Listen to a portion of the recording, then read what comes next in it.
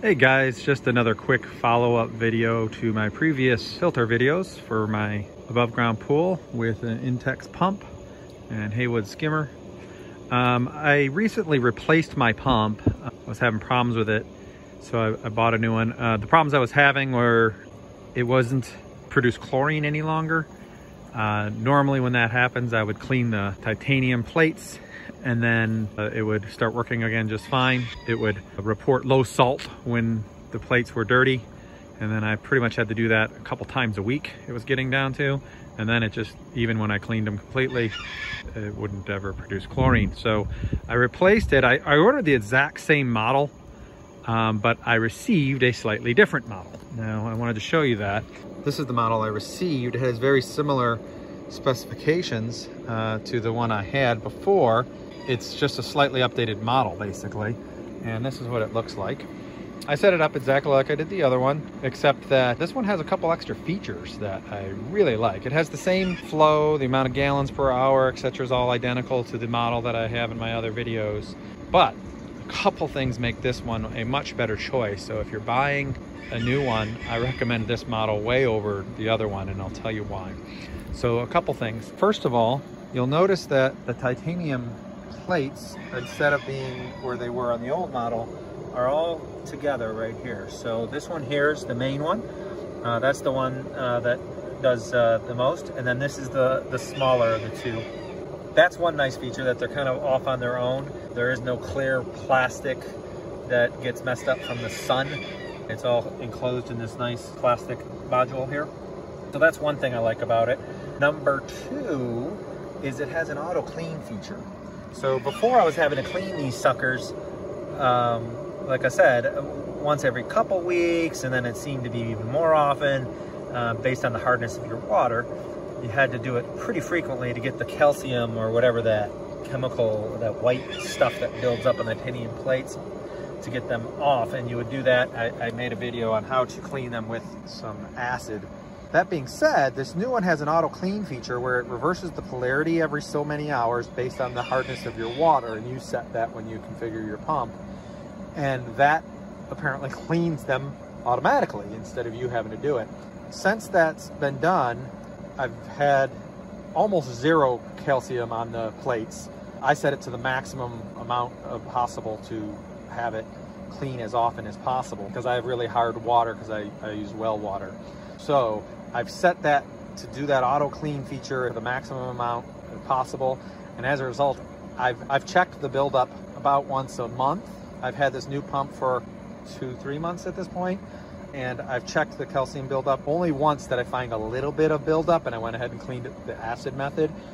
Other than that, they're clean all the time, so I'm super thrilled about that. It saves me a ton of work. Another feature I really like about this one is the old pump.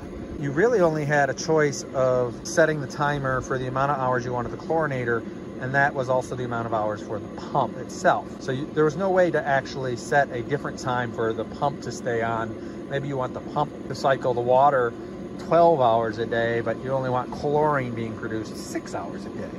There was no way to do that with the old pump.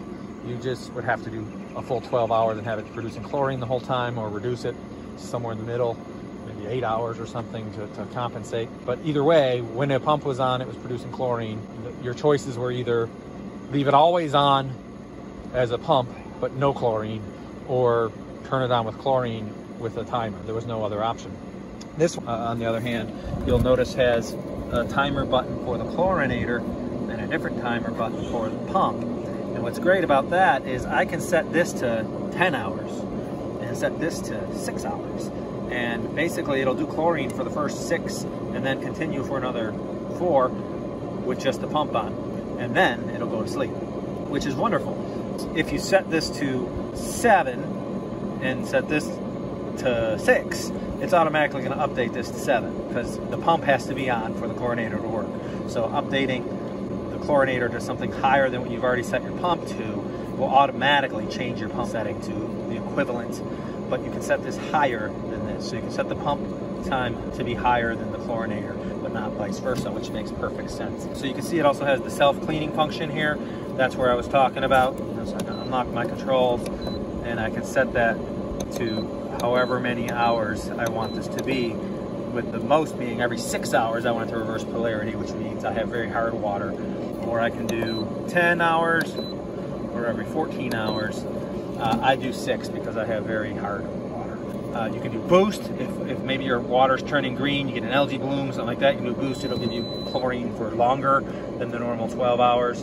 I think it sets it to like 48 hours so that you can just keep it running on chlorinator for a while to increase your chlorine. The only time you should really need to do that is when you're first setting up the pool, or if maybe you didn't notice that it had stopped producing chlorine for some reason and now you're getting an algae bloom or something to that effect. So that's pretty much it. Again, I really like those features, and it still has the same sort of low flow, low salt, high salt, and service lights. I've never had it tell me on this pump low salt or high salt. Again, it's cleaning the thing for me, so it hasn't been a problem. My salt water has been at the same level. I very rarely have to add any salt. In fact, I haven't added any since getting this new pump, and we've had tons and tons of rain here. So until it yells at me saying I'm low on salt, I don't need to do that.